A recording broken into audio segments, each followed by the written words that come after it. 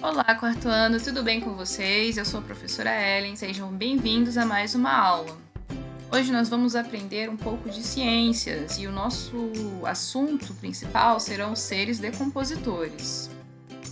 Nós temos como objetivos compreender o papel dos fungos e bactérias no processo de decomposição e como conteúdo temos os fungos e bactérias como agentes decompositores. Então vamos lá, galera! Para começar, nós iremos revisar um pouco do que vimos na última aula. Nós aprendemos que temos dois tipos de seres vivos aqui, dois grandes grupos de seres vivos aqui no nosso planeta. O primeiro é formado pelos animais e o segundo é formado pelas plantas. Agora a gente vai falar um pouquinho sobre cada um desses dois, só para relembrar. Primeiramente, vamos falar sobre as plantas. O que a gente já sabe sobre essas plantas? Nós sabemos que elas são seres produtores, ou seja, elas produzem o seu próprio alimento. Elas não precisam consumir outros alimentos já existentes no meio ambiente.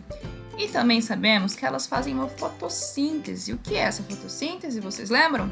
É quando a planta ela tira energia do sol para poder crescer saudável. Ou seja, se a gente deixar a planta do lado de fora exposta ao sol, a energia que ela precisa para crescer, ela vai tirar dessa luz solar.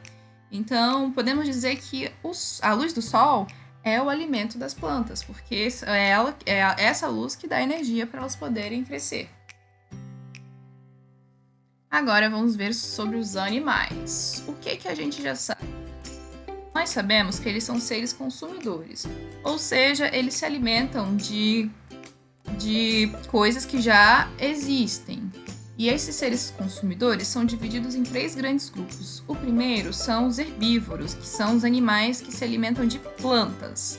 Esses animais eles não comem outra coisa a não ser plantas. Eles comem mato, comem capim, comem frutas, comem verduras, eles comem as plantas disponíveis na natureza.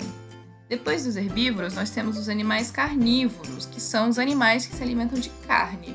Esses animais carnívoros, eles precisam de outros animais para se alimentar. Geralmente, eles comem os herbívoros. E os animais carnívoros, eles são os predadores. Então, nesse exemplo que a gente está vendo aí, nós temos uma onça e temos um cavalo. Essa onça é carnívora, então ela é um predador. Já o cavalo é herbívoro, o cavalo é a presa. Então, o predador come a presa, ou seja, a onça vai comer esse cavalo, porque é da carne da presa que os carnívoros vão tirar a energia para poderem sobreviver. E além desses dois grupos, nós temos também os onívoros, que são os seres vivos que se alimentam de tanto planta quanto de carne. Então, o ser onívoro, o maior exemplo somos nós, os seres humanos, que comemos carne, comemos plantas, comemos tudo que é disponível aí no meio ambiente. Mas além dos animais e além das plantas, nós temos um terceiro grupo de seres vivos que é muito grande e muito importante também para o nosso meio ambiente. E esse grande grupo é o dos decompositores, que são esses pequenos micro-organismos, ou podem ser pequenos, uns a gente enxerga, outros não, mas eles estão disponíveis na natureza. E por que eles são chamados de decompositores? Porque a função deles é decompor o restante dos outros seres vivos, dos animais e das plantas. O que é decompor? Quando um animal morre, se ele ficar disposto na natureza, se tem, por exemplo, um coelho e ele estava na floresta, e esse coelho, de repente, ele fica muito velhinho e ele morre. Quando ele morre, ele não vai ficar inteiro para sempre. Aos poucos, esse coelho vai apodrecendo, aos poucos ele vai sumindo, a carne dele some, o pelo, a pele, os órgãos, e no fim só vai restar os ossos. Todas essas partes que desapareceram, elas não simplesmente desapareceram, e sim, elas foram decompostas, ou seja, esses seres decompositores se alimentaram desse resto desse coelho. E os decompositores, eles se alimentam do resto de animais, do resto de plantas. Então, por isso que a gente chama de decompositores, porque eles decompõem. E o que é decompor? É se alimentar de restos de animais ou plantas. Dentro do grupo dos decompositores, nós temos os fungos. os fungos, a gente consegue enxergar alguns deles, que eles ficam presentes no solo, ou então em algum alimento depois de muito tempo que estragou. Os fungos, eles se alimentam do resto das coisas. Quando a gente vê que tem um pão mofado, alguma comida que apodreceu, e a gente vê que ele começa a ficar dessa cor assim, meio verde, meio roxo, que a gente vê que tem esse bolor, e esse bolor, ele é o fungo. O mofo, ele é o fungo, e ele é um ser decompositor. Então, quando a gente vai na geladeira, a gente vai comer um morango e a gente vê e ele tá desse jeito. A gente fala que ele tá podre, né? Mas ele tá realmente podre, mas ele tá sendo decomposto pelo fungo. Porque esse morango, ele já passou do prazo de validade dele, ele já tá estragando. E quando ele começa a estragar, o fungo vai e se alimenta dele. Mesma coisa esse pão. Às vezes você quer fazer um sanduíche e chega lá na cozinha e o pão tá desse jeito. Porque você deixou o pão por tempo demais, você comprou 2 semanas atrás, não comeu, resolveu comer hoje. E ele ficou desse jeito, ficou embolorado, porque passou do prazo de validade. E as coisas que passam do prazo de validade, elas ficam estragadas. E quando elas se estragam, os fungos vêm e se alimentam deles. A princípio, os fungos são invisíveis a olho nu, mas à medida que o alimento vai ficando mais estragado, eles vão aparecendo e a gente consegue ver mais claramente. Porém, nem sempre os fungos são uma coisa ruim para nossa comida, porque tem alguns alimentos que eles são feitos à base de fungo. Por exemplo, os cogumelos e alguns queijos que a gente compra que já são mofados, mas eles são mofados porque esse fungo, ele não causa nenhuma doença, ele não causa nenhum perigo pra gente, a gente pode comer. Olha só, vocês estão vendo que o primeiro aí são os cogumelos. Esses cogumelos as pessoas geralmente compram no mercado para fazer com carne, com frango, faz um estrogonofe, corta esses cogumelos e come. Eles são saudáveis. Já esse queijo, a gente já compra ele assim. Ele vem com esse mofo, com esse fungo. Mas esse fungo faz parte da receita dele. Então as pessoas comem desse jeito mesmo. Mas olha só, vocês não podem comer todo cogumelo que vocês saem achando por aí na rua. Tem alguns que são venenosos, alguns que causam doenças. Então você só vai comer isso quando você for comprar no mercado e ele for destinado para alimentação. Porque nem todo fungo é comestível, né, gente? Mas alguns são. E além do fungo, a gente tem as bactérias. As bactérias são seres microscópicas, ou seja, elas são invisíveis. A gente não consegue ver. Nesse momento, tem milhares de bactérias no nosso corpo, na nossa casa, na nossa cama, em todos os lugares eles têm bactérias.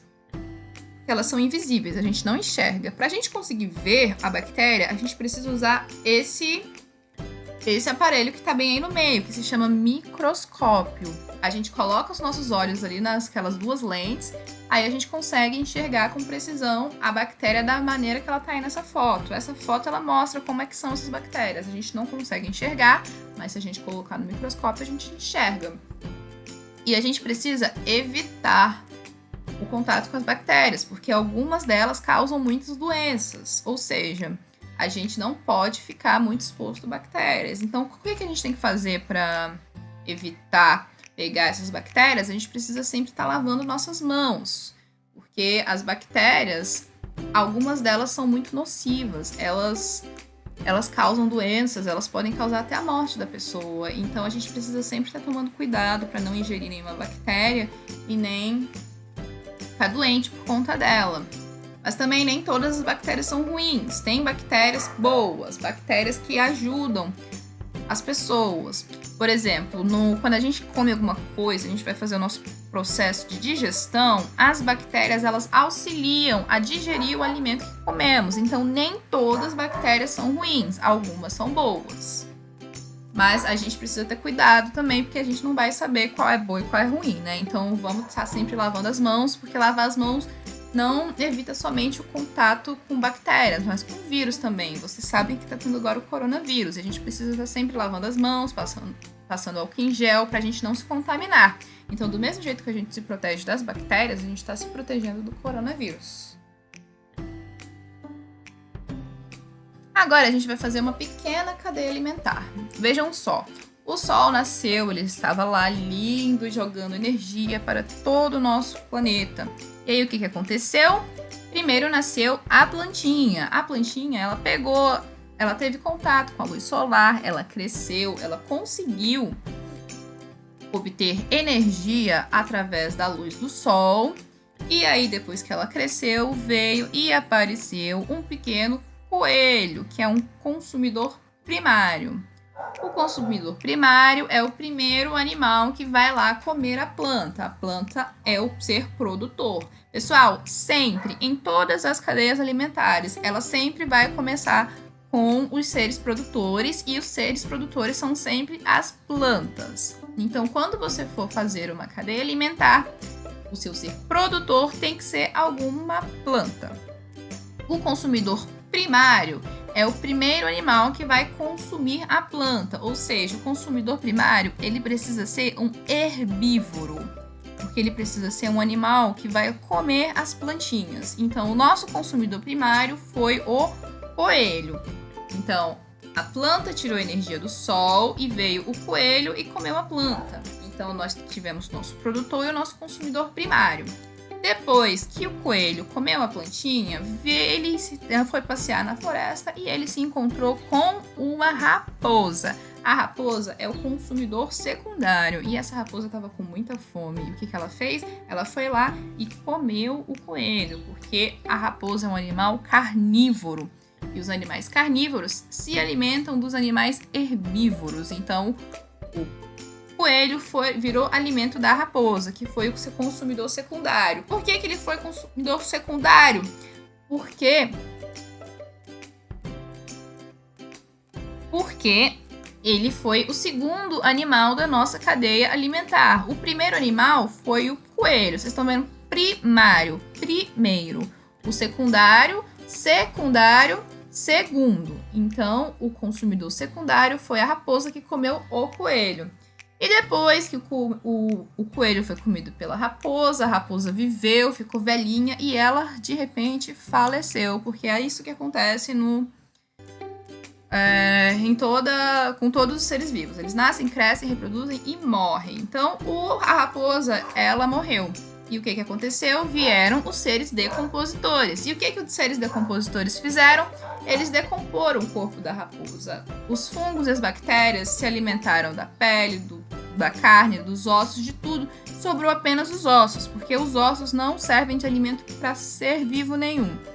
Então, os seres decompositores, eles se alimentaram da raposa.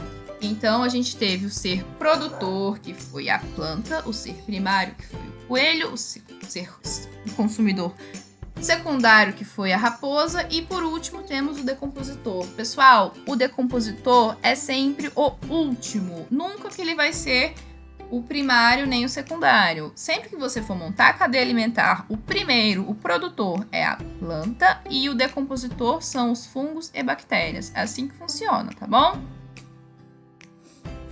E é assim que é feita a manutenção da vida da Terra, pessoal. Sempre vão ter os animais que são presas, sempre terão os animais que são os predadores, sempre vão ter os produtores, que são as plantas, e no fim de tudo virão os decompositores, que irão decompor o que resta do último ser vivo da cadeia alimentar. E assim que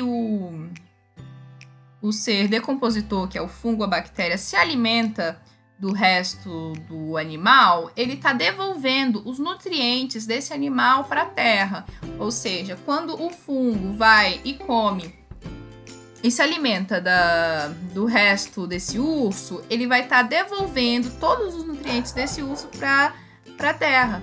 E assim vai poder nascer mais plantas, e essas plantas vão nascer com os nutrientes de todo mundo. Então foi isso, pessoal. Espero que vocês tenham entendido. Se tiverem alguma dúvida, vocês podem falar comigo, que eu tô aqui para ajudar vocês. Até a próxima e tchau, tchau!